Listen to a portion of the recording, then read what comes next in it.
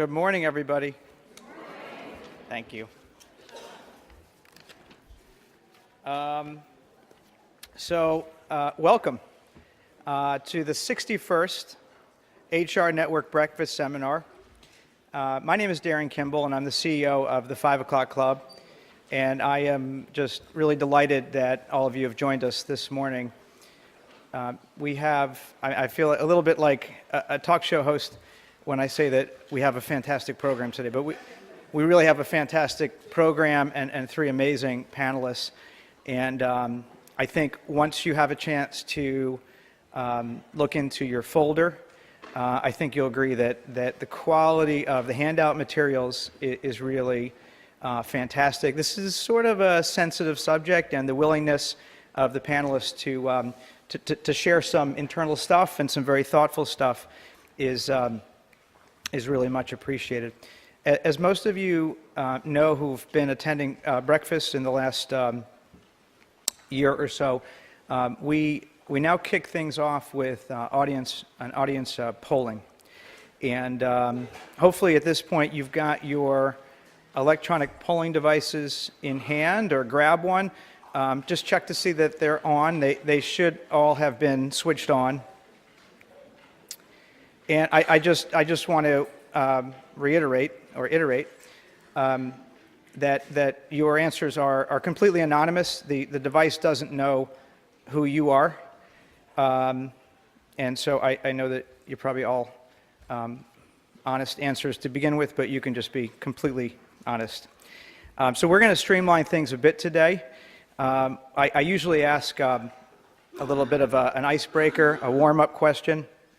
And just to save a little bit of time, because we've got a big program, I'm going to skip that. I also didn't really have anything funny to ask, so that may have been part of it.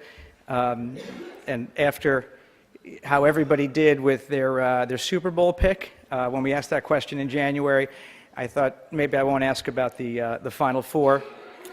And the number 61 is really not much of an interesting number, although it is a prime number to its credit. In any event, let's get started with our three baseline questions about economic conditions. And remember, on your device, all you have to do for most of these questions is key in your answer. If you change your mind, just key in a different answer, and the system will record your last response. Okay, so we've got that. We got the first slide up. So the question is, drawing on your own network and conversations and experience, how do you expect the job market to develop? As an aside, the Philly Fed survey of blue chip forecasters thinks that the unemployment rate will improve to 6.5% from a current rate of 6.7%. Although in about 10 minutes we'll get, I think, an update on that from the government. So the answers are, it's likely to be a weaker job market than the experts predict. Likely the consensus is right. The consensus is never right. Or likely to be a stronger market than predicted. Please go ahead and key in your answer.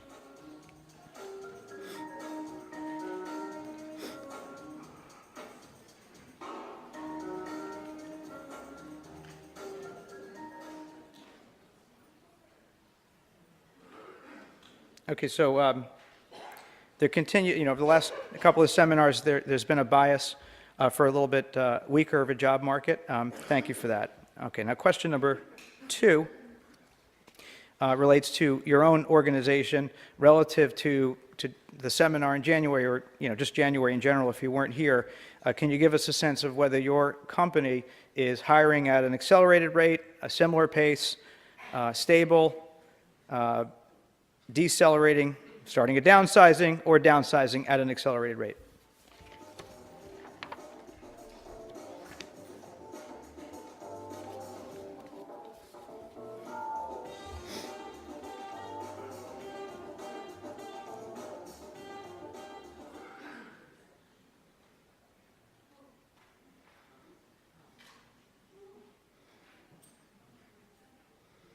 Okay, so about 25% on the bottom three choices, and 19% are accelerating. So that's actually a little bit weaker of a data point than we've seen from you guys over the last 6 months. So that's something to think about.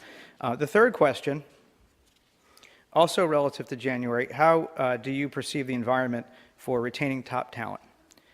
Go ahead and type in your answer to this.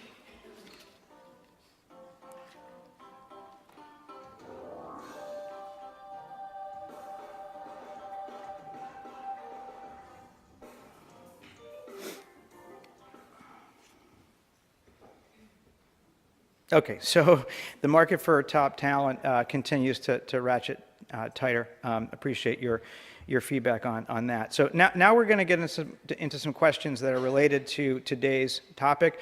Some of these emanate from us, and some of them are being posed by the panelists. We have about 9 questions, a little more than we would usually do. However, I'm going to make it up to you by significantly shortening my commercial message. And thank you for not cheering when I just said that. So question number 4 is, a layoff or job elimination at my company is most often handled by the manager alone, HR alone, the manager with HR, where the manager takes the lead, the reverse, where the HR person takes the lead, or some other combination, I guess.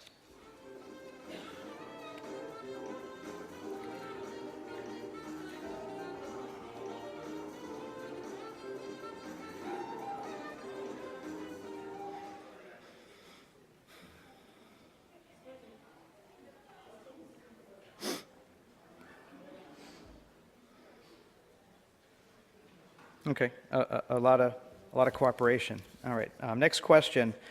In a layoff or a job elimination situation at my company, the employee being separated is most often escorted from the building right after the conversation, asked to leave the same day, asked to leave within a couple of days, asked to leave within a couple of weeks, or given longer notice than that.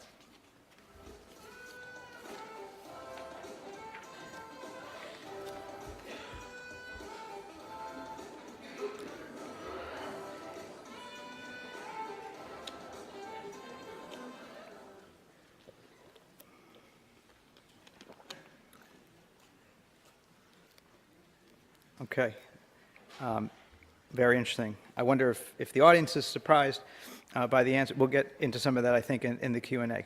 So the next question is, in cases where you gave employees advance notice of their separation date, has it ever backfired?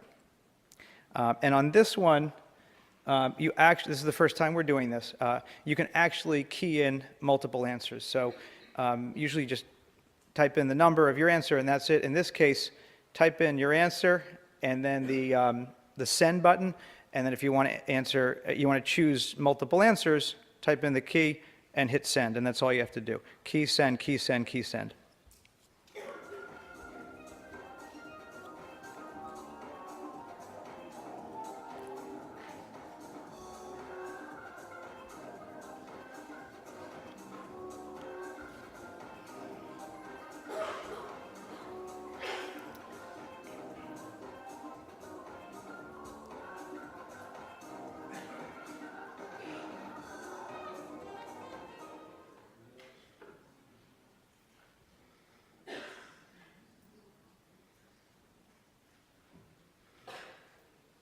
Okay, very interesting. So not an easy decision to make to give people advance notice.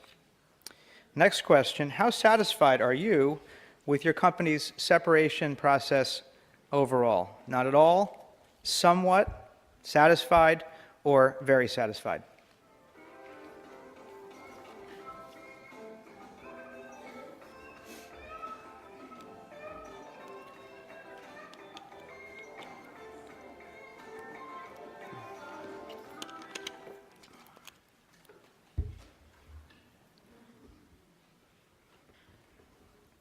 Okay, great. So perhaps some room for improvement. So let me ask you this. In what ways or way could your separation process be improved the most? better communication between HR and the manager, greater degrees of freedom for the separated employee in terms of being able to pack up their things, say goodbyes, et cetera, things along that continuum. A more generous separation package, if you were able to provide that, or getting the manager to stay a little bit closer to the script that you've given them.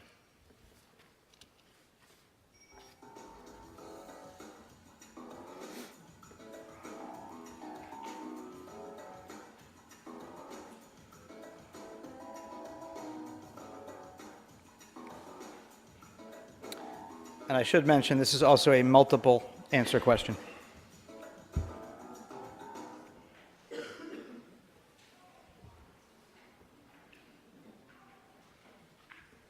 Great, thank you. The next question is with regard to the separation packages. Do you provide outplacement services? The choices are that you do for most separated employees, a select number, or you are not currently providing it, but you're working on it.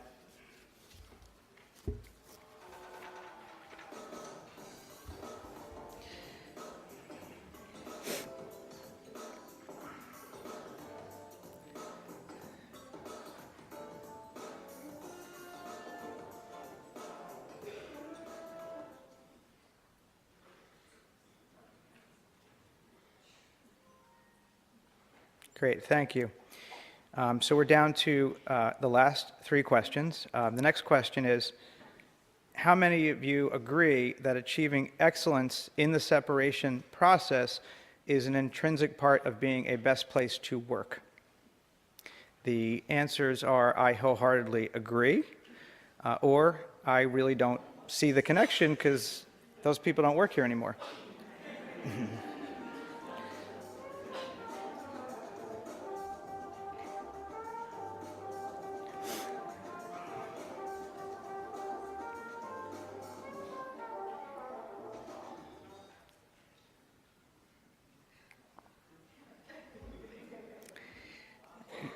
I would have answered number one as well. Okay, next question. Does your organization have a specific goal to be recognized in one of the lists for that's related to best places to work, Cranes, Indeed, Fortune, something like that? Yes, no, but we are focused on other objectives that are probably correlated to being a best place to work, or you know what, we should, and I'm pushing for it internally.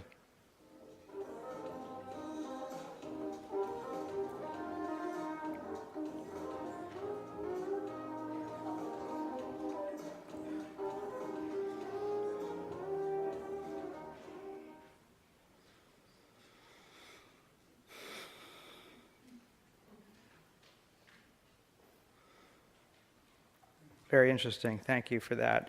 And the last question in the poll is that in cases where you made an effort to say a kind word in a separation conversation, has it ever actually backfired? Here again, I think. Oh no, I'm sorry. We're not set up for multiple answers, but you can obviously choose choice 3 if 1 and 2 apply. The answers are yes from a legal standpoint. Yes, from the standpoint of actually making it more difficult for the employee to move on because you wound up encouraging them in some way you didn't mean to or something along those lines. All of the above, or it's really never been an issue.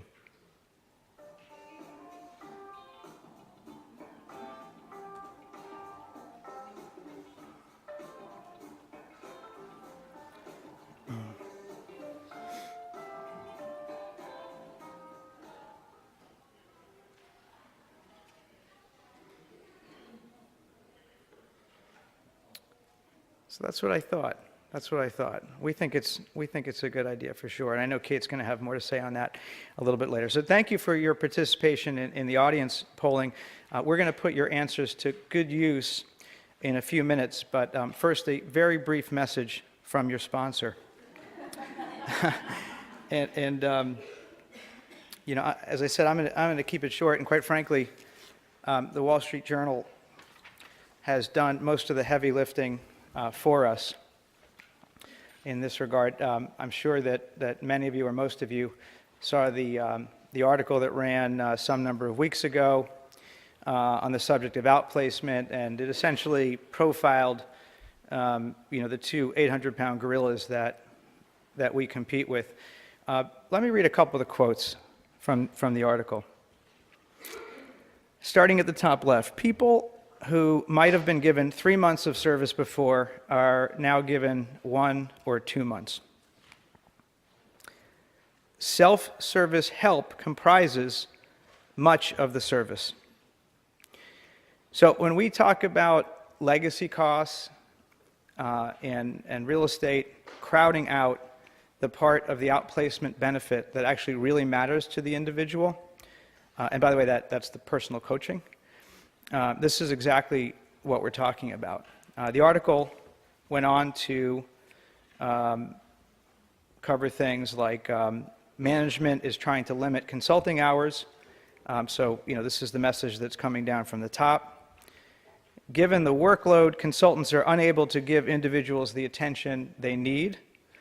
And my favorite quote was by a former consultant at one of the big guys, that he said that he was assigned at one point 200 clients for a 20-hour coaching week. So that, by the way, is 10 clients per coaching hour. Are you kidding me?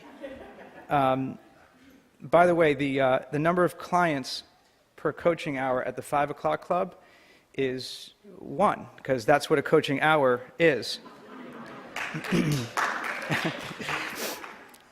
So, not to belabor the point, but when you hear us talking about some of our rivals running outplacement gyms, in that they sign them up, but they hope that they don't come and actually try to exercise, this is really what we're talking about. So you've heard us stress a few themes in the past about how our approach to outplacement is different, and we think far better. We think it's better for your organization. We think it's better for the individual. Our commitment is this. We offer the most guaranteed private coaching hours per dollar spent in the industry. All of our packages are a minimum of 1 year in length, not 3 months, now 2 months, now 1 month. And I assure you that no one in our charge is going to feel just like a number. So I told you to be short. Please also, just one note of housekeeping before I turn it over to Kate. Please remember to give us your blue forms as you're leaving today. We really want to hear from you on some of the questions that are asked on the blue forms, which are in your folder. And now I have the pleasure of asking Kate Wendelton, the founder of the 5 O'Clock Club, to take over from here.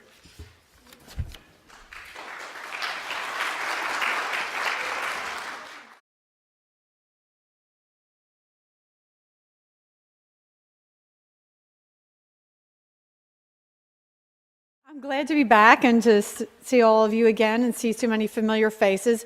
I have to say once more that we are grateful to our HR customers who make these events possible, and we can hold them for free. A round of applause for our HR customers, yes.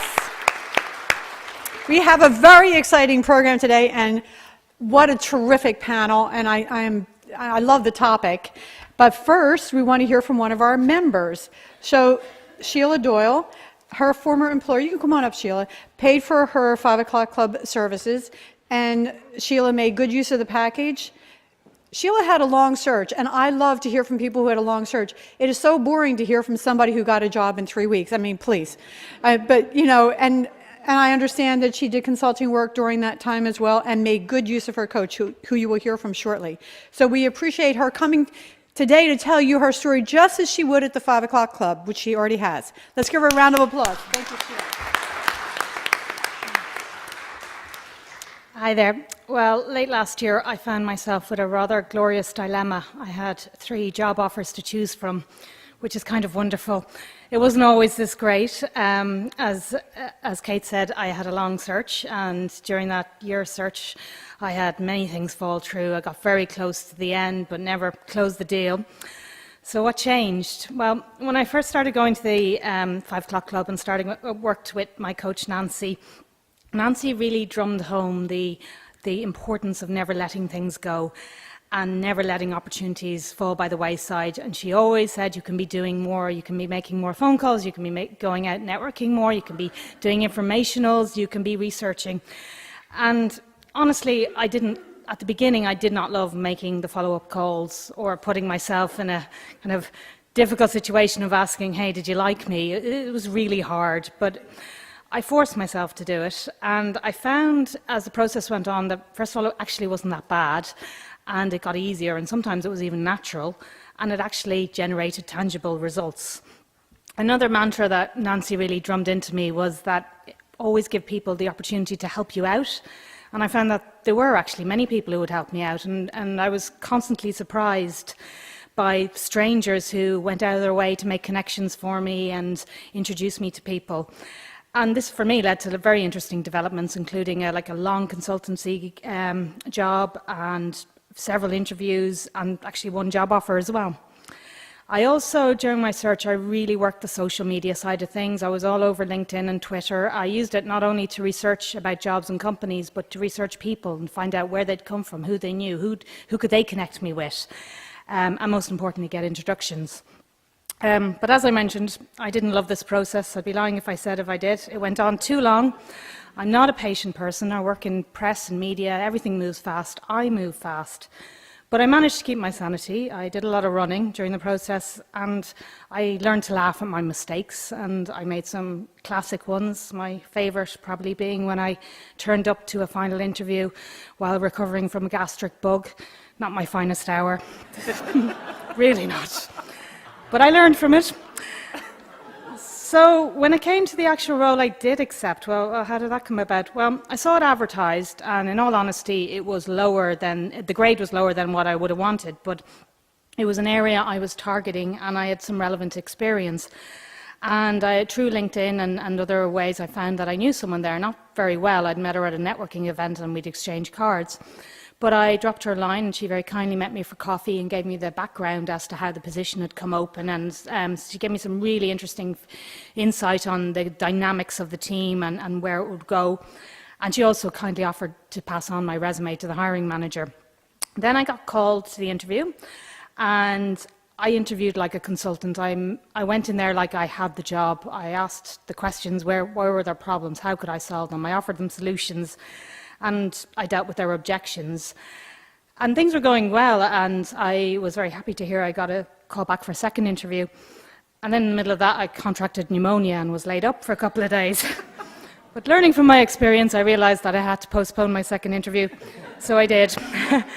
And that was fine, and I was very, very happy that I did. And shortly afterwards, I got an offer, which I was obviously thrilled about, and as life happens, it coincided with 2 other great opportunities coming to fruition. So I asked for a couple of days to think about it, and then I chatted with Nancy, and I went back in to negotiate, and I managed to upgrade the job that was offered to me to director level, which is the one I wanted, which meant more vacation days, a bigger bonus, more work from home options. And for me, it would also give me the opportunity to do my working hours that suited my son's daycare pickup, which is a big deal for me. And as I said, I had a couple of other things on the table. And as much as I dithered at the time, it was a great place to be, because I really had the opportunity to focus on my bigger picture and what I wanted. And the role I chose because it fitted in with what I most wanted. I have the opportunity to learn. I'm in a great place to network. And I'm constantly learning. And to finish up, I would say, as I said, I didn't love this experience, but I did learn a lot from it. And some of the best things I learned were that essentially I'll always be job hunting, whether I have a job or not, because I'm always going to be networking, and I'm always going to be learning and skilling up. And also, it's really not that serious. It's all a game, and it shouldn't be taken too seriously. And I probably learned to take myself not too seriously and never ever show up to a meeting after suffering from gastric bug. Thank you.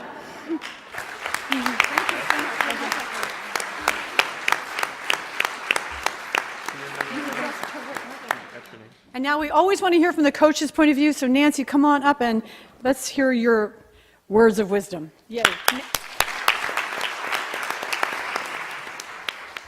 want to say Nancy is a master coach with the 5 O'Clock Club. Thank you.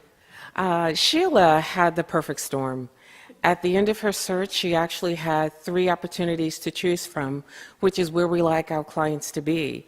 And one of them was very exciting because they flew her to Abu Dhabi for an interview. And what I liked about Sheila is that she was very coachable. She mentioned how difficult the search was and how she didn't like it. Sheila didn't like networking. But after she did it, she says, oh, that wasn't that bad. She didn't like asking, what could I have done differently? But after she did it, she realized it really wasn't that bad. Sheila was impatient. She would go on an interview, and 2 days afterwards, she'd say, can I follow up now? They haven't called me. And so through the process, she learned patience. And working the 5 O'Clock Club method was very successful for her. And she did a great job. Yay.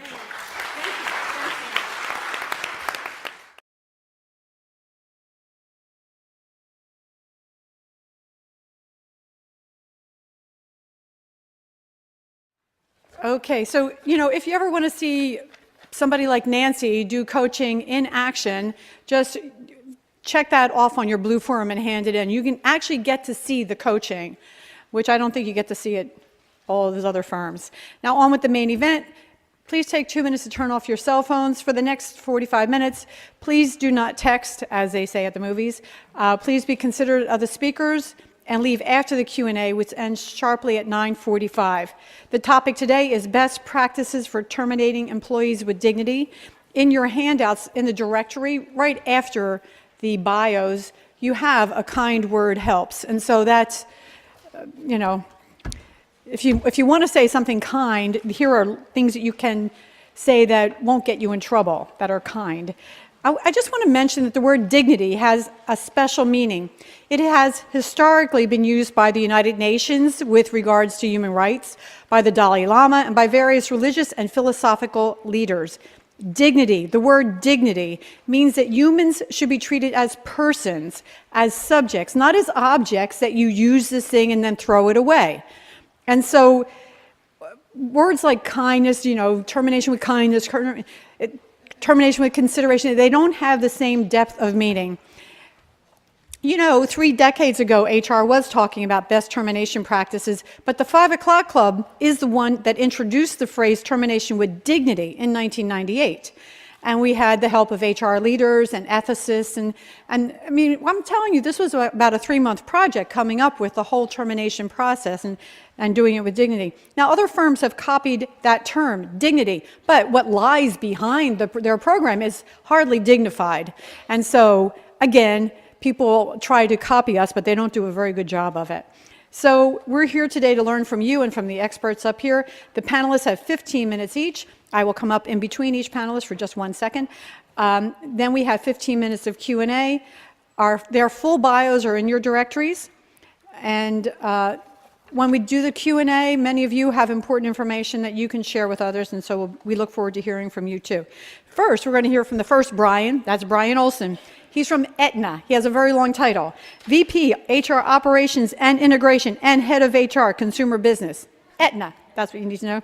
And he's going to share his insights. He's an attorney and he's an HR executive, and he's going to tell us how they most effectively conduct separation conversations. Let's give a round of applause for the first Brian. Yay. Good morning, and my apologies for not being here for the networking session. I'm happy to hang around afterwards and talk to a few of you. I had the pleasure this morning of getting a tour of Manhattan by cab. Have to have a little conversation when I get back to the office with my admin about making sure we send me to the right place. The 5 O'Clock Club offices are beautiful this time of morning, in case you were wondering. I guess it could be worse. At least I don't have a gastric bug, so we're off to a good start. I'm very honored and privileged to be here with this distinguished panel. We did get a chance to spend some time together last night. This is a topic that is difficult to talk about. It's often challenging to be an HR leader, and I think one of the most challenging parts of being in HR is when you have to have the difficult conversation about letting someone go. Which frankly is a euphemism, right? I mean, there's a lot of different things that we call it. We call it job elimination. We call it, synergies in the context of M&A. But the fact is, we're having a big impact on someone's life, not just their job.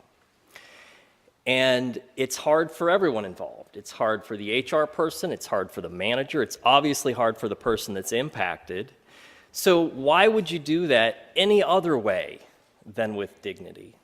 Even if the person has performed poorly, there's no reason to be using words that are hurtful or that are going to cause anyone to be uncomfortable. You can be honest and straightforward and still do it with dignity. And so I want to tell a couple of stories today. I've got a couple of colleagues here from Aetna who know that I'm working without slides or a script, so I think they're just here to see what crazy things I might say. And they know from experience that that can happen. I will tell you that I have what I think is a bit of a unique philosophy on the way that these sorts of things should be done. I will tell you that one of the members of my regular golf foursome is an executive that I laid off from a company that I used to work at. I run into people that I have laid off all the time. I was at a conference just recently when I came across someone that used to work for me in HR. So the HR community, frankly, is a small place. You're going to run into people. So for your own personal self-interest, it's worth doing it in a dignified way. I'll tell you maybe just a little bit about Aetna. Aetna is a big company. We just acquired Coventry Healthcare. That's going to put us about 53, 54 on the Fortune list. We have combined 50,000 employees all across the country. Prior to the Coventry acquisition, we were 47% work at home. After the acquisition of Coventry, we sit at 42% work at home. This, as you can imagine, creates some unique challenges when it comes to doing job reductions. We also recently acquired Coventry. So Coventry was a company with 14,000 employees spread across the country. We were a company of 35,000 employees. That's a big acquisition for anybody. It was a big acquisition for us. Two cultures, by the way, that were very, very different, and were particularly different when it came to the way that we handle job eliminations. Part of that has to do with HR structure. So the HR structure at Aetna is a little bit cutting edge. Most of our HR is not done through the traditional HR generalist relationship-based support model. There are a handful of us that are relationship aligned to senior leaders, but for the most part, we work through centers of excellence. So we have employee relations teams who do nothing but employee relations. So I've got a group of about 25 people that's all they do, that roll up to me. That causes us to be better at things like job eliminations. Because I don't know about you, but as an HR generalist, I did just enough of those to be dangerous. And the fact that I also happen to be an attorney, frankly, made me even worse. Right? So these guys are doing this in and out every day. They learn it, they know it. Frankly, I call them all the time for advice just to make sure I'm doing it right. Right? So I think there's some things you can probably learn from our approach. So in your packet, you'll see an Aetna folder. In there is a sanitized version of our manager checklist. So we've scrubbed it out the best we can. I apologize for the legal disclaimer at the end. The lawyers made me do it. But the idea here is, this isn't the only way to do it, but it does come from a place, where we think we've figured some things out and how to handle this. So hopefully you can use that to check against your policies, maybe get some ideas and suggestions. You will also see in there the Aetna values wheel. One of the things that we focus on at Aetna, and I'll tell you, I've worked a lot of places, and I've heard a lot of companies talk about values. Aetna is a place that operates by its values. And you will see in there that caring is one of our key values. We also happen to be a place where our employees are very active on social media. In part, that's because our CEO loves Twitter. And as an employee relations guy, I wish he didn't love Twitter. If you're ever bored, go on Google and look up Poop Strong. And you will see a series of press coverage between our CEO and a student who had one of our health plans and had end-stage colon cancer and had a surgery that was not covered by his low-cost medical plan. And as a result of a Twitter exchange, we ended up covering it anyway, which, as you can imagine from an HR policy perspective, to do something like that publicly creates some challenges. And what that has also done is when you have a CEO that is that comfortable with social media, we have an internal social media that is very, very active. And when we make things like HR policy changes, when we do job eliminations, the internal blogs go crazy. So there was a question up there before about, have you ever had a kind word come back to haunt you?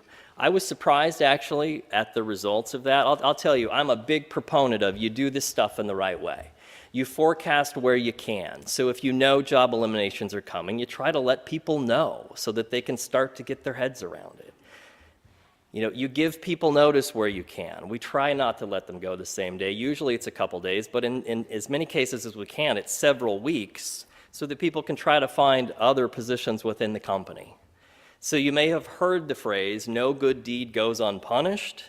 I know for a fact that that's true. Happens to me all the time. But I still keep doing the good deeds because I think it is the right answer. It is the right way to do it. So what happens with our internal social media is that things do get pretty vocal. And so, recently we did a number of job eliminations, and we gave people about 6 weeks to try to find another position. And that resulted in a bunch of complaints on the social media blog about the fact that we had let people go. That was a challenge for our employee relations folks, but I'll tell you that I would do the same thing again. Let me talk just a little bit about M&A because I know we said in the description that was something that I would do. Anytime two companies merge, anytime a company acquires another company, part of the reason that the company does that is to save money. I mean, that's what you pitch to the board. The idea is you consolidate two companies together. You don't need two heads of HR. You don't need two CEOs. You don't need two CFOs. So part of the reason a deal makes sense is because you are going to reduce your employment costs. And we use all kinds of words that sound nicer, like synergies, right? That say that we're going to save money. There's going to be synergistic opportunities. But that almost always means headcount reductions, in a lot of cases, large-scale headcount reductions. That can be a challenge. And the acquired company, employees who work there generally know this. If they don't, you should tell them. You don't want people to be surprised by this. So let me give you an example of the way that it worked within HR when Aetna did the Coventry acquisition. Keeping an eye on my time. Am I good? I got a couple minutes? I got 5 minutes. All right. So here's the way we did it. Very different HR models. The HR model at Coventry was very much HR generalist focused. So when you look at the number of HR people per employees, the numbers were about twice as high in the acquired company. That was not going to be sustainable under our combined company model, which meant that we had to do a large number of job eliminations within the HR population. So as the leader of the HR integration, I felt like it was important to start to talk to people about that, to let them know that it was coming. So frankly, 8 or 9 months before it happened, we started foreshadowing that a little bit. And we didn't go into a lot of detail. We got into more detail as we went. We talked to people about how we were going to do the selection process, about when we would be doing just selections and when people could apply for jobs. We walked them through in great detail what the new operating model would look like of the combined company. And what I found in doing this stuff is that however much communication you think you should do, you should always do more. Right, so I worked at a company before this one where we acquired a company, and our regular HR calls, we gave updates on what was going on in the integration, and what we decided is let's do twice as much communication as we normally do. So that's what we did, and the acquired company said, you guys never talk to us. What's going on? Why won't you tell us what you're up to? So this time, with this acquisition, we had regular meetings with all of HR. They happened every other week for 9 months. That's a lot of meetings, all HR. It was entirely optional. You didn't have to come unless you wanted to. But we guaranteed that when you come, you were going to learn something about what the end state HR model would look like. So we went into detail about different pieces of the model. We talked about opportunities. And as we got further and further down the path, we talked more and more openly and specifically about what those job eliminations would look like. So that by the time they happened, people were prepared. They knew what their benefits would look like. And I'll tell you that this one was particularly challenging because we had two very, very different severance packages. So the legacy company has one of the more generous severance packages that I've seen, and I've seen a lot of these. The acquired company was probably on the other end of the spectrum. The way the deal was priced, it assumed that we would keep the acquired company's severance package for the acquired company. And I tried to find a way to fund that, but we're talking, millions of dollars of cost over a couple of years, and we couldn't absorb it. So we had to move forward with two very different policies, and we did that by being very open about it. We told people, here's the two different policies. Here are the differences between them. Here's a summary of the benefits under each of them. We acknowledge that the differences are big, that these policies aren't the same. We would love to have them be the same. They will eventually be the same. Now they're not. Here's all of the details so that you know what to plan on. And I found that being open with people and straightforward about that, explaining the rationale, went a long ways. So what could have been for us very disruptive, lots of social media chatter, ended up being relatively a non-event. And what I found is that through doing those HR types of sessions, we actually built a lot of trust within the HR organization. And what it did is for those who were still there after all of the actions had taken place, they were a lot more loyal, hardworking employees because they felt like they could trust their leadership. And I think that's what handling this stuff with integrity, with dignity, does for you, because it all comes back around. All right, so with that, I think my time is up. Thank you.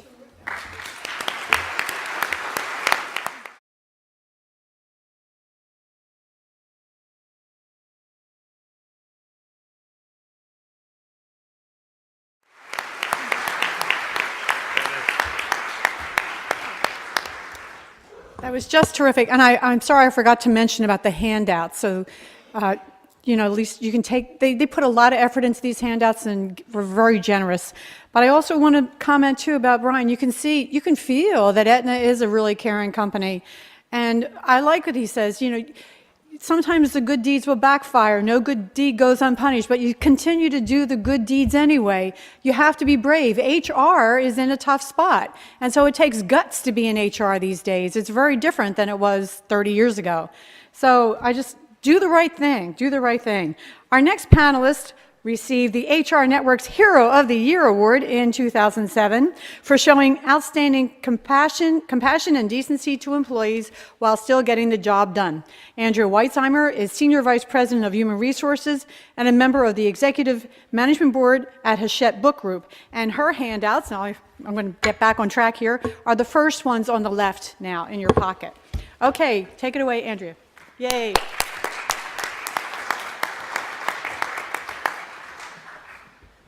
Good morning, everybody. I have a lot of things to say that are very similar to what Brian had to say. So I'm going to try not to repeat anything that he said, but they're all very valid. Anything for all of us when we do something this difficult, the compassion, the dignity, standing up for what's right, to realize that no good deed goes unpunished. I think that's really very, very important.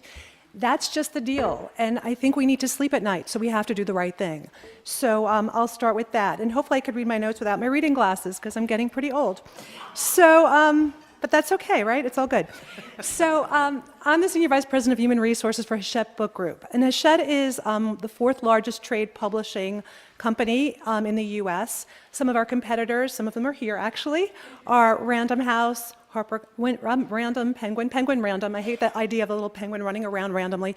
HarperCollins and Simon & Schuster. We have about 940 employees in 3 major locations, and you say major compared to an Aetna, they're like tiny. There's New York, Boston, Indianapolis, where we have a warehouse, small office in Nashville, 1 in Toronto, and field reps all over the country. But with 940 employees, you can kind of get your arms around the whole business and know who everybody is. There are about 12 of us in the HR department. We're real generalists. We do everything from benefits to employee relations to compensation to staffing. So we have our hands on a lot of things.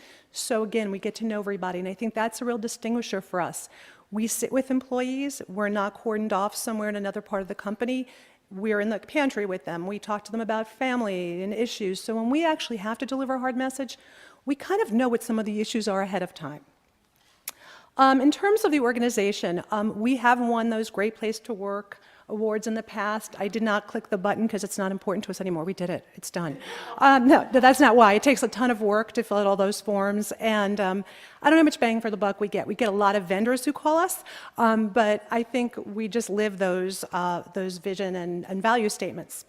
2 of the vision statements we do have that I thought were worth pointing out is to be the #1 destination for authors, agents, consumers, and employees, and to be a respected publisher that values talent, rewards success, and honors its responsibilities. And I think we do that really well in how we live those vision statements and those values.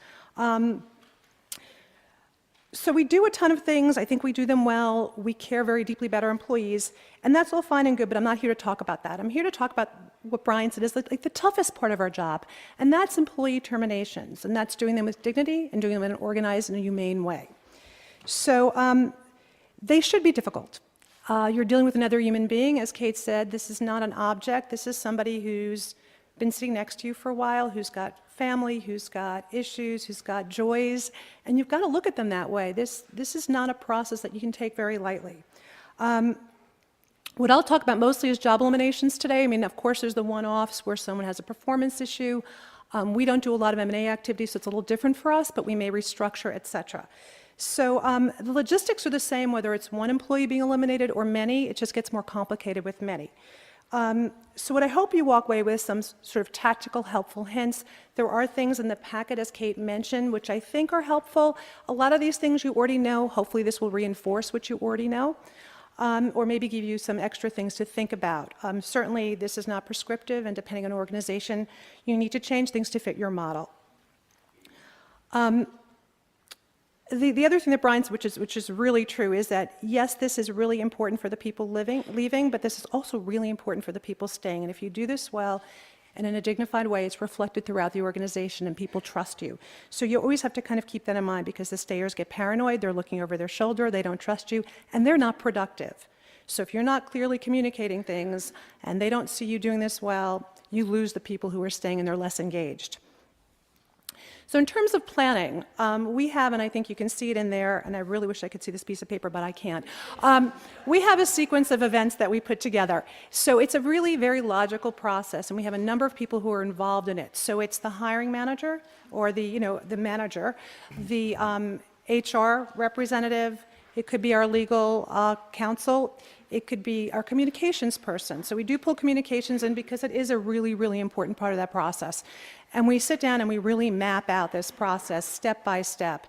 And we think about the communications that go out to the organization. We think about meetings we have to have with the employee who's affected as well as other employees. We think about who we contact.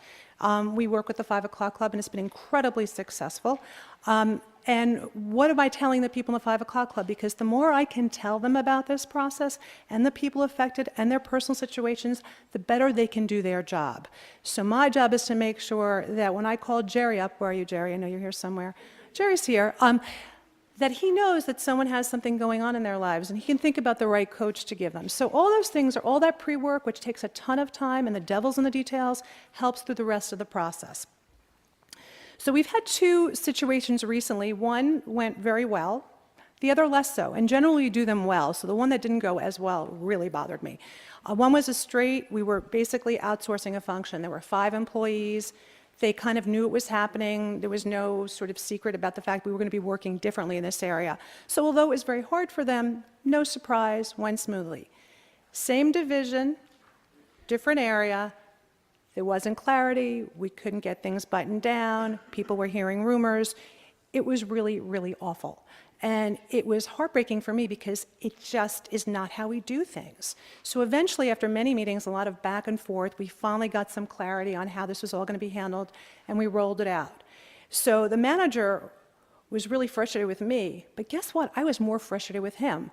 And because we really pushed this process and made sure we understand what was going on, the 12 potential eliminations ended up being 5 eliminations, and 7 people got redeployed. But it was sort of one of those like, yeah, we'll just like they'll leave, it's no big deal. Like, these are people. You don't just, not worry about what happens to them. And again, it's the survivors. It's the people who are staying in the organization, see how other people are being handled. And if they don't like it, boy, you're in a lot of trouble. We don't have the social media issues. Thank God my boss doesn't Twitter. Thank God. Let me just see, because I can't see a little bit now if I missed anything major. There were some other things. Okay, so in terms of the things to keep in mind, when you have the conversation with an employee, keep it tight. You have a reason, and there should be a really strong business reason, and you should have a story. So when you're dealing with your counsel, they're going to ask you, so what's the story here? If you have a few people to choose from, are you making the decisions based on the same criteria for every person? Or is it varying? Because if it's varying, Brian over there will be really, really mad at us. So we don't want to do that. So make sure you know your story and why you're doing this. Have your scripts ready. And you don't have to read the scripts, right? But they should be there. It's kind of a little comforting for all of us to know we've got something to fall back on, like notes. Make sure you have tissues and water. I know that sounds crazy. Make sure you have this stuff in your office. You may need to have an outplacement person on site, depending upon what's going on. If you think that person needs to immediately transition to outplacement and look forward rather than stepping backwards. Give them time. When the HR person is meeting with them, and again, I saw the quiz and everyone does a little bit differently. In my organization, I feel the less people with that employee during the termination process, the better. Because I think about, from my perspective, how much of an audience do I want while I'm being terminated, right? It's not your best moment generally. But sometimes, it's good to have another person there. We generally have our manager tell the employee because the employee works for the manager. HR is there. We ask the manager to then leave after a very tight conversation of the business reason, and then we take over. So we basically are there to help them, to listen to them, listen to them. It may take longer than you'd like, but that's your job at that point, to absorb a little bit. To be compassionate, to say, I'm really sorry this happened to you. It's okay to say that. It's really okay to say that. It's okay. Now, I'm like a huge softie, and this is probably really bad. I get a little teary sometimes. I work with these people. I really care about them, and you see them in pain. Again, you're not a robot. You're a colleague, and it's okay to be with them on this journey. And in fact, you should be on this journey with them. It's hard. It's hard for the managers, the employees, the people who are leaving, but you've got to do it, and you've got to do it well, because the repercussions are extreme if you don't do it well. Some other things to think about. Okay. Sorry. Oh, give them some time alone. If you are having an employee with you and you're going through this whole process, and it's toward the end of it, and they're kind of a little worked up, let them stay in a conference room themselves. Let them stay in your office. Let them use the phone. Give them those moments, because they need to regroup and then go out there and face other people. They're scared. They don't know if they're going to get another job. Of course they will if they work with the 5 o'clock club. How's that, Kate? Good plug? Good plug. They will get another job. This is just one job. It's not about them. It's about maybe the job not working out and there being a job elimination. It could be that they're boss and they don't get along. It's not a personal thing. Sometimes it's no longer a fit. It doesn't mean you're not going to be fit somewhere else. And people need to just get there, and some get there faster than others. So give them time. Give them a little bit of space. Offer to ship things home for them. We tend to let people stay for a while. We've never really had an issue, knock wood, with people staying. Obviously in some industries you have to have people leave that day. If someone's an IT professional who's got access to a lot of security, you have to ask them to leave, but it doesn't mean you have to hover over them while they're packing. They're not criminals. They were your colleagues 5 minutes ago. They're still your colleagues, and you can treat them as such. Just in terms of the follow-up, I follow up after we have these meetings. Sorry, this was something I really meant to say. And I'm sure you probably do this also at Aetna. When we have a big elimination, generally the people involved all meet afterwards. not the people who are leaving, but the HR person, the manager, the communications person, our legal counsel, and we sit down and we talk about what worked, what didn't work, any surprises, any things we could have done differently, any people we need to follow up on. So we had a situation a while ago when we had a huge termination in our Boston office. We outsourced a lot of our IT department. Turns out one of the employees' wife had cancer. And at the time, the way our severance package was structured, you could be on benefits for a while before you went to COBRA, but we realized that this was sort of precarious for this guy. So we restructured the package a little bit. We extended the same severance dollars, we just extended them for a longer period of time so the benefits would stay in place, and we made some accommodations. You know, it's really important for us to sort of regroup and say, okay, we really want to do what's right by this person. The organization sees that you do that, but again, how could you not? How could you not? I mean, I don't know about the whole poop thing, but because that's like changing major policies. But I think doing these one-off things are actually pretty good. So again, those postmortems are so important. And again, you'll have managers like, well, why do we need to do this? Force it. You know, being in HR, you have a lot of responsibility, and everyone says it's a little bit of the softer side of things. Maybe, but you know, you drive the engagement and the culture in an organization, and that actually drives the profits. And sometimes that link doesn't seem as obvious. But it is. It's really important. So we have people leave. I keep in touch with them. I had drinks with someone this week who's working with the 5 O'Clock Club very happily. I had another employee I had lunch with a while ago, and we do run into people. Like Brian said, I don't golf. I'm sure if I did, I'd run into people.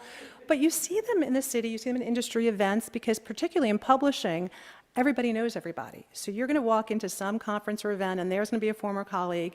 And generally, we say hello, sometimes we hug each other. It's nice to see them because we treated them well. So anyway, all I want to say is that I hope some of this was helpful. There are some handouts. Happy to answer questions afterwards. When I received the award a number of years ago, which all my friends made fun of because they were like, you got an award for firing people? I'm like, yeah. Yes, I did.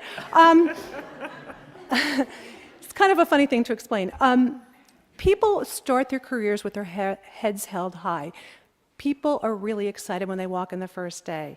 They should walk out with their heads high. They're starting a new chapter. They're just ending one, but they're starting another one, and our job is to make that okay for them. So if you can do that, you can sleep at night. Thank you.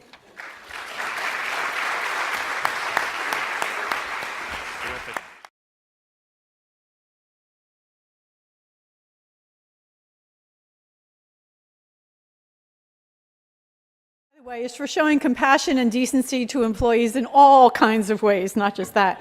I also wanted to just emphasize again what Andrea just said about it's important for the people who are staying. They notice how people are being treated. They know they're going to be treated the same way. Often in our surveys, we found out that people often said that they wished HR had been there and not just the manager. I'm just saying that that's a compliment to HR. And also, we're glad to be there too. If you want us there, we're glad to be there, whether it's one person or 500. And trust me, we know how to do these things too, to make the people, give them hope. Our job that day is to give them hope. Finally, we're going to hear from Brian Kaplan. He's a partner in the Employment Practices and Litigation Group at Kasowitz, Benson, Torres, and Friedman, LLP. Brian will critically examine termination decisions from the perspectives of both management and employee, because he has coached both, he has counseled both. Welcome, Brian number 2. Yay.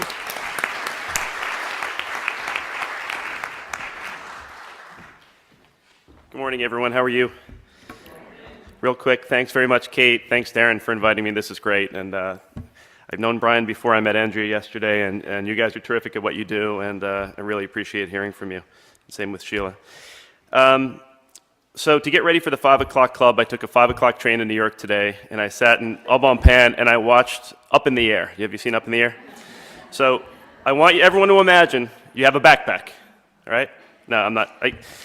I can try and do the George Clooney thing, but when you watch those movies and when you think about terminations, you think about people losing their jobs, and then you start to prepare for a panel of termination with dignity. I think, at least for me, you know, I kind of wrap my head around the fact that termination is inherently an undignified process, right? Everyone's lives, the majority of their lives are spent at work, commuting to work, talking about work, worrying about work at night. It's part of your sense of identity, it's wrapped up, and when it's involuntarily ripped from you, it's a major change. So, I thought about it more.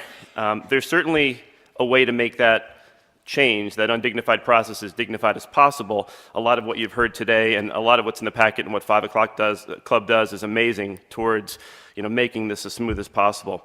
But I tried to think about how I potentially could add to this, and the one thing that I would add in sort of thinking through this process is that one of the ways that I try to assist in, either maintaining dignity is to act before the termination, to really think about before the termination process starts. And the more I think about that, I view my role as an attorney in several different ways. I advise in the law, I assess risk, for my clients, most of whom are employers and many of whom are senior executives also. And I think, what's my role as outside attorney? If an employer says, can I terminate this particular employee, the answer is probably sure, right? You could fire someone for wearing an orange sweater to work one day. It's an at-will state. You can fire someone for any reason or no reason at all. But the question is it prudent? And if you want a dignified process and you want this to go smoothly, what is the employee going to think? In the absence of any context, in the absence of things leading up to the termination, an employee is often going to think the worst. An employee is going to think, I'm being treated this way because I'm, fill in the blank of protected category, because I'm older, because I'm female, because I made a complaint. And so in representing employers and employees on sort of both sides of the desk, I've gained a little bit of perspective in terms of trying to think in advance of the termination decision, how do you work this process so that it's as smooth as possible, it's as dignified as possible, and I can say to the employer, sure, you can terminate this person, but do you want to be sitting with me for the next 3 years because your file is inadequate and because this employee files a litigation against you because they don't understand the decision and they're not happy with the decision. Which, by the way, is fine. If you want to hire us to work for 3 years, that's totally fine. But seriously, I do believe, and I practice my legal profession in connection with, you get more flies with honey than you do with vinegar. And when a person is separated from the company, there's really no reason to not do it with respect, with dignity, and with kindness. It's costless. It's also the right thing to do. And from a risk perspective, I think it diminishes the chances that the former employee is going to foster ill will towards the company and want to seek vengeance and want to start litigation. Because from my perspective, both in counseling employees and employers, what are the types of things that cause employees to litigate? The biggest one, I think, is a lack of alternatives, sort of a sense of desperation. I can't get to where I want to go next without, retaliating and suing for what I deserve. I want to clear my reputation. This is a stain on my career, and I need to act out now to clear my reputation, and possibly some type of a humiliation during the termination process, or a careless handling of the termination, sort of like the catharsis of going through and lashing back against the employer. So when you think about those things, what does that mean? It means that I think the goal is to come up with as graceful an exit as possible. Right? And that's termination with dignity, as I understand it. It can't be totally graceful because you're separating someone's employment, but you can work on it. And how do you accomplish that? So there's 2 ways to me as a lawyer as to how to accomplish a termination with dignity. The first, I think, the answer is largely about managing expectations in advance and taking steps to avoid surprises. And I'll get back to that for a minute. And then the second is to try and minimize those situations where litigation is perceived as the only viable alternative, right? Make someone want to take the package, make someone want to sign the release, make someone want to move on and go on to the next step in their life rather than pause and sue the employer. So a few years ago, a speaker gave a homework assignment to the room, and it stuck with me, it resonated with me.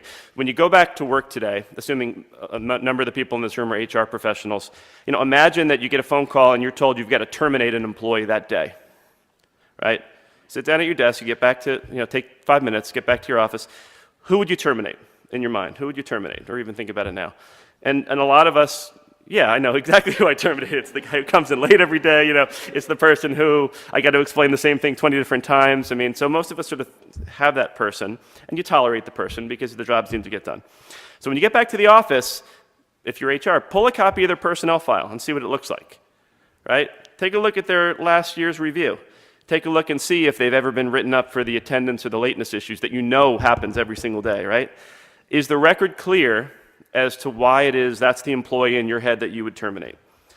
And while sometimes when attorneys talk about what's the file look like, what's the record look like, it sounds a little bit cynical, like you're papering the record. But in my view, it's actually more than that, right? It's actually, in some ways, fairness, because if the record doesn't support termination, you're more likely to get an employee who feels blindsided. And you're more likely to get an employee who doesn't understand why the decision was made, and more likely to believe that something nefarious was the reason for why the termination decision happened in the first place. And then on a practical level, when you do hire an attorney like me, hopefully very much like me, on a practical level, if the written record is stellar and has fantastic reviews, it's going to be really difficult to convince the employee's lawyer, the plaintiff's lawyer, or the EEOC or the Division of Human Rights that the person wasn't terminated for an unlawful reason. So it's kind of like, in my world, it's like, how do you prove the negative, right? If I'm representing an employer, it's like, can you give me something to talk this plaintiff's lawyer off the ledge? How do I show with a piece of paper or something that's provable that there's a legitimate reason for the termination? And then if the matter then goes to litigation, what am I going to use as my exhibits to the position statement? I need an exhibit A, I need an exhibit B. And again, it may sound cynical, but I really do think in some ways by having that transparency up front, you're more likely to get a situation where someone isn't blindsided, and to me that's in part the flip side of the dignity. So in this context, I'm not going to go through it because we're not going to have the time, but we put together a handout with some best practices, and there's a glossy little checklist here, and if you flip it, my picture's on the back. And I'm told, and I thank Elisheva, one of my colleagues, for helping me prepare this. I'm told if you hire a law firm, we would give you a dry erase marker to actually be able to check off the boxes. So you always leave them wanting more, is what I was told. So a few real quick things from the, how we doing on time? Good? All right. A few real quick things from the checklist. Again, I very much appreciate the comments of Andrea and Brian. These guys are great, and they terminate people all the time, and they go through this process. And I think in terms of the packet and the checklist, I don't think you can do any better than these two companies. Some of what's on here is, why I think and when I think you need to call the lawyers, and some of the things I'm talking about in terms of the setting up the termination in advance on that kind of a fairness perspective. I'm just going to hit on a few of them, and then maybe we can talk about more during the Q&A. So I talked about reviewing the personnel file for that imaginary person that I want you to fire, but you don't actually have to fire them. Each review season, HR should make sure that reasons and issues and performance issues are clearly documented, right? Managers, grade inflation with managers is a common problem. It's human nature. You want to avoid criticism with people that you work every day. But again, I think to eliminate surprises, it's best for people to be on notice of those performance issues. I think it goes a long way. My second one was, consider whether there's any open or modified positions that would better suit the employee. And the goal here is not to just pass along a poorly performing employee to another manager and let him or her be someone else's problem. But, maybe the skill set isn't a perfect match for the current position, but maybe this person is still of significant value to the organization, or maybe they can take advantage of coaching opportunities or other things to improve the employee's skills and improve the skills that might be lacking. Potentially letting an employee resign as opposed to being terminated as an option. To me, there's a host of ways in which you can have sort of cost-free, humane decisions, allowing for someone to get a mutual disparagement clause on their way out the door as part of their package. There are ways, allowing someone to be on payroll for some period of time, whether it's to continue to get benefits or to look for another job, to kind of keep their story, right? To be on your website, to have an office, to be able to report to work every day and still have the briefcase and take the train and, look for a job, how they're going to portray themselves to the outside world. These are all things that you could work into your separation package that don't necessarily cost the employer any more money, but allow for both sides to win out, because at the end of the day, I think that's what you're trying to do. And then the last thing, one of the last things in terms of the checklist I just want to spend a minute or two on is, I think as an attorney, and I think this goes the same for HR, I think you should interview the decision makers to really understand the business reasons for the termination. And I think that's an important part of mitigating the risk. And so what do I mean by that? So does it make sense? Does it pass the smell test? There's a lot of folks, and I'm not, because of my role, I think employers try to do the right thing just about all the time. There's occasional bad apples, there's some bad people out there, I'm not trying to be naive, but for the most part, I think everyone tries to do the right thing. But folks are busy, and a lot of times HR and definitely legal, it's a box you want to check, right? I talk to the lawyer, I talk to HR. So I think you ask politely critical questions. Why this employee? Why now, right? If the person had recently gone out on a leave or filed a complaint, this might not be the best time to terminate that employee, right? Why not the person who was the most recent hire? Why not the person who had the lowest performance evaluation? These are ways as HR professionals that you help your organization avoid litigation. But bottom line, I think, is partnering with the business and trying to make them not just want to talk with you because they have to, but recognizing that cooperating with you is good for the company and it's good business. And again, I think, part of my pitch is often, I know you don't want to be bothered, and I'm going to take as little of your time as possible, but I promise you that if we don't do this now, you're going to be spending a lot more time with me later, so let's just make sure we get it right at the beginning. And I think I'm pretty much out of time, but I will say, bottom line, how do you avoid litigation? I think you manage expectations, you plan in advance to avoid surprise terminations, and you try and minimize situations in which litigation is perceived as the only viable alternative, and resources like the 5 o'clock club that give the termination process dignity can go a long way towards graceful exits and avoiding unnecessary lawsuits. Thanks.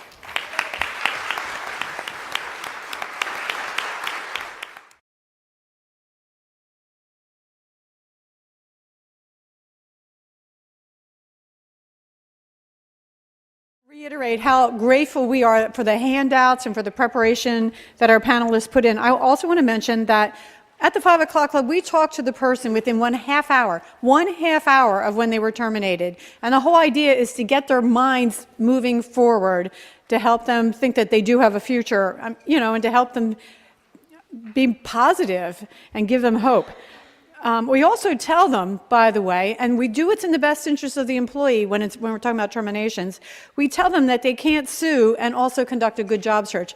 That is the honest truth. If a person is being angry and suing and using all of that energy, they can't go on an interview and do a good job on the interview. So we tell them, pick one, but you can't do both. So, we really do believe that. We're not trying to do what's in your best interest. We're trying to do what's in their best interest. Like, move on. Just move on. Okay, so now it's time for Q&A. So what kinds of questions do you have for these terrific panelists who have just done such a great job? Who has a question? Yes, and what is your name and organizational affiliation, if any? And someone's coming to you with a microphone. Lady in green. Oh, hi, Kate. It's Diana Tucker, Metro North Railroad. Hi. Hi, good morning. It's been said that when you terminate an employee, it is very important to do it with dignity and with good communications. But it's also, there's a lot of articles that says when you terminate, try to terminate like during the middle of the week or early parts. Because if you do it on a Friday, they actually leave and they don't know who to call, and sometimes it could result in violence. I mean, I've read many articles about that, but I see that their employers still terminate people like a Friday, 5 o'clock or 3 o'clock. Well, why do you think that's happening? I mean, is there a recommendation on the panel? Well, let me just give you my 2 cents about that first, and the panel, I'm sure they have an opinion as well. From a career counseling point of view, it's very difficult for us if a person's been terminated Friday at 4 o'clock or 5 o'clock. How do we get a hold of them? Then they have that whole weekend to be depressed. And then by the time we get in touch with, I'll tell you, we call them on Saturdays, and they are extremely grateful if we can get their contact information. But, what do? Now they face this big, lonely weekend, and their whole, they just feel their whole life ahead of them is bleak. So we prefer that it's done earlier in the week so that we can contact them and help them to move forward. Okay, panel. Our standard practice actually is to do it on Wednesday. Yay. And that can sometimes cut both ways because our employees generally know now that if you have an unexpected meeting on Wednesday and your manager and HR is in the room, you should probably be worried. It does tend to work better, though, because it's not the kind of thing you want people to fester on over the weekend. Yeah. Because I honestly do think one of the best ways you can avoid litigation is to make sure that people leave that conversation with their head in a good space. And it's just much easier to do that during the week, give them a couple of days to sort of get things organized, get packed up. And that's the other reason we don't ask them to go same day. So generally, we'll have the conversation on Wednesday and an exit on a Friday, if we can do it that way. And if we can give them more time, we will. Excellent, caring organization. Any other comments? No, I mean, I agree with everything that was said so far, but I don't, to your question, Diana, why would they do it on a Friday? It's beyond me. It seriously makes no sense. The other thing that if you have to, because sometimes things happen that aren't planned, give them your cell number. You know, let them have a way. Give them the EAP contact information. This way there's somewhere to reach out to, you know, a 24/7 hotline. You know, all companies typically have them. So give them some tools, but leaving somebody floating out there after a big life-changing event like that is not a good practice. So I'll throw out a counterpoint, which isn't to say that I think Friday terminations are good. I don't think they're good. I would generalize the rule and say you need to think about your organization and choose a time that's least likely to cause disruption, but also most likely to, you know, have the employee be in a good enough place that he or she could move on, right? So the hard rules for me aren't no Fridays. The hard rules are, you know, no birthdays, no, not around the holiday time if you can, you know, not after some traumatic event. Otherwise, I think it's a little bit open for debate, you know, depending on the organization. I appreciate what everyone said, and I think it's actually those types of things help to form my judgment because you folks know from experience. I just know from what advice I give. But at the end of the day, you know, I think at any time you make this decision, right? For example, you do it on a Friday, no one's in the office on Saturday, that person can come back in the office, collect all their things, you know, without people there and have to face people. I think it just depends on the person, it depends on the organization, but I think everyone's advice in terms of why is exactly in the right place. Okay, and if you have comments, feel free to make comments or questions, and yes, name an organizational affiliation. Hi, I'm Deborah Karp from AXA Art Insurance. And first I want to say, Brian, we're covered by Aetna, so I'm glad to hear that it's such a good organization and treats its people properly. My question also is for you, and that is when you talk to people in advance, when you let people know that there is going to be a layoff situation, do you say who specifically will be laid off? And then how does that work with everybody knowing who's going to be going, who's not going to be going, and how does that person who is the one slotted to go, how do they feel in terms of the dignity when everybody else knows that? And all the they've been panelists can chosen? address this too if you want to. Please, thank you. Yeah, I think that, you know, it's a good question. When I talk about foreshadowing, you know, that doesn't necessarily mean providing a lot of detail. It's sort of giving people a heads up that something's coming, and that sort of helps because once the event happens, they can sort of, you know, take a breath, and which can be helpful. We don't tend to broadly share the names of the people, but we will tend to have a meeting with the team that was impacted just to talk about it, get the manager to air it out, get people to have that conversation rather than stew on it. If you do look at the checklist, actually, there are some specifics about the way that we generally try to do that. I'll interject also, we do work with companies who give people 2 months' notice, who routinely give people 2 months' notice, and they're staying in their jobs and they're still working with us at the same time. And, you know, we've worked with these companies for decades that have never had a problem. Any other? Well, maybe I'll just add a piece there. We've done some that actually do have very long tails on them, and we've done sort of enough of them and have been open enough about the way we do it that there's not a whole lot of stigma associated with it. In fact, we end up hiring a lot of those people back later when opportunities come about. So although we don't share the name, it's not like it's something that they have to be ashamed of. It's just, you know, unfortunately, it's part of the way business works now. We wish we didn't have to do it, but often we have to. Mm-hmm. And if the persons that are being let go don't know who they are, do you risk having other people in that group tentatively planning on leaving, the good ones that you want to keep? Well, yes, but hopefully with your top performers and your high potential folks, you're having frequent conversations with them so that they know they're high performers and high potential who have a place down the road and in the future. You can't help to have, people are going to speculate, so you absolutely have to make sure you're talking to your top performers. But to me, the risks on that one are outweighed by the rewards. Anybody else on the panel have comments? Anybody else? Okay. What other questions or comments from the audience? Yes, up here in the blue sweater. And here comes the microphone. Your name and organizational affiliation, if any. Yes, it's Yvette Encarnacion, and it's NYU. And my question to the panel is, how do you, I would say, manage those special provisions you make for employees? Like some of you spoke about extending benefits, extending coverage, et cetera, to balance it out and make it equitable for everyone else across the board, because that can sometimes come to bite if you provide something extra for someone and not for the rest of the parties involved or affected. When we do it, I mean, we generally have never had a problem, but we talk to people like Brian. And we talk to our inside counsel or outside counsel and say, can we get away with doing this? This is the right thing to do. And they're such one-offs that it doesn't become a practice that's sort of very replicable, because then you kind of get yourself in trouble. But I'm curious what Brian says. But we've been able to do it in a way that hasn't been problematic for us. But we do check with counsel. Yeah, I think that's right. I think when you're making any decision to do something like that, right, it sets a precedent. So you want to think about, when you do something, you want to think about, is this the type of thing I can do over and over again? And if I'm going to really do a one-shot thing, you need to think twice about whether or not, when the next person comes along and they don't get the same benefit, if in fact that person's pregnant, is it because I'm not pregnant? Is it because I'm this?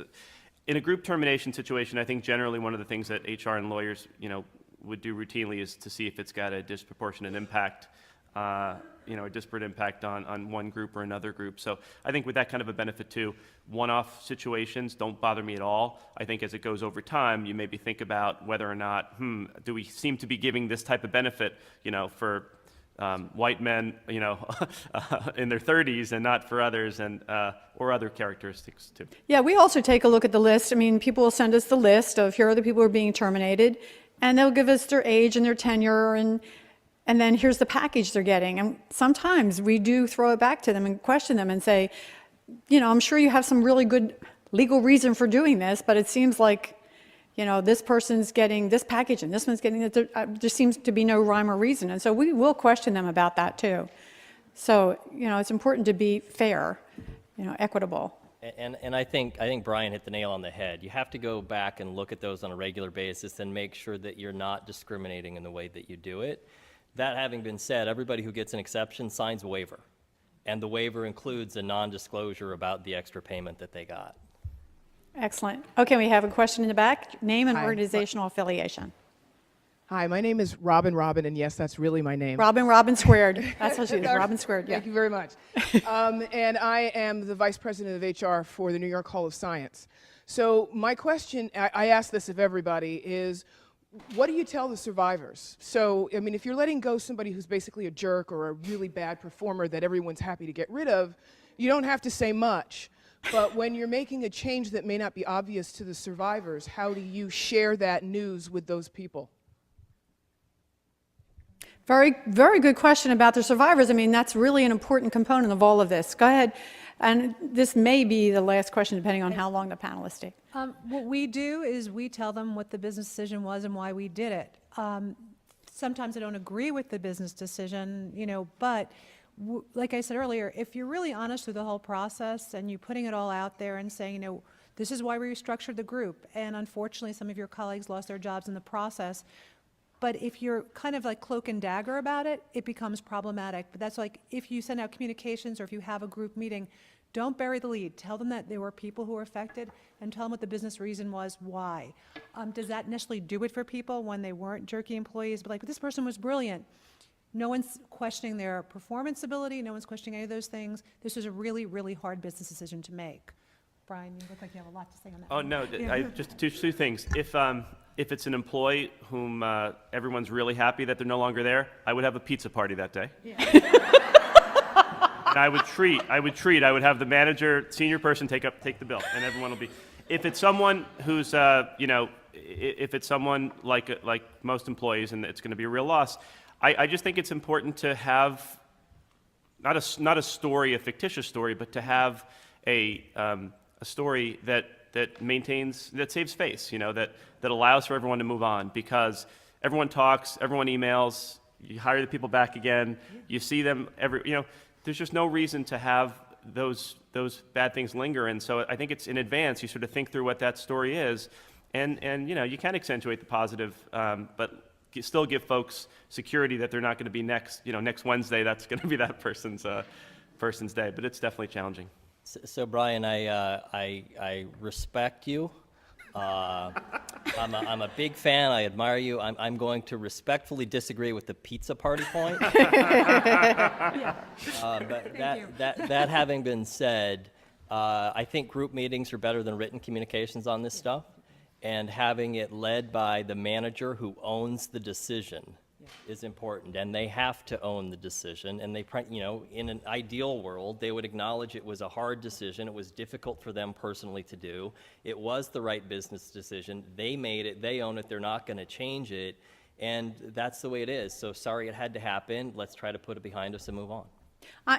Terrific. I mean, just terrific answers, terrific panelists, terrific handouts. Let's give them a round of applause and have Darren come on back. Yay.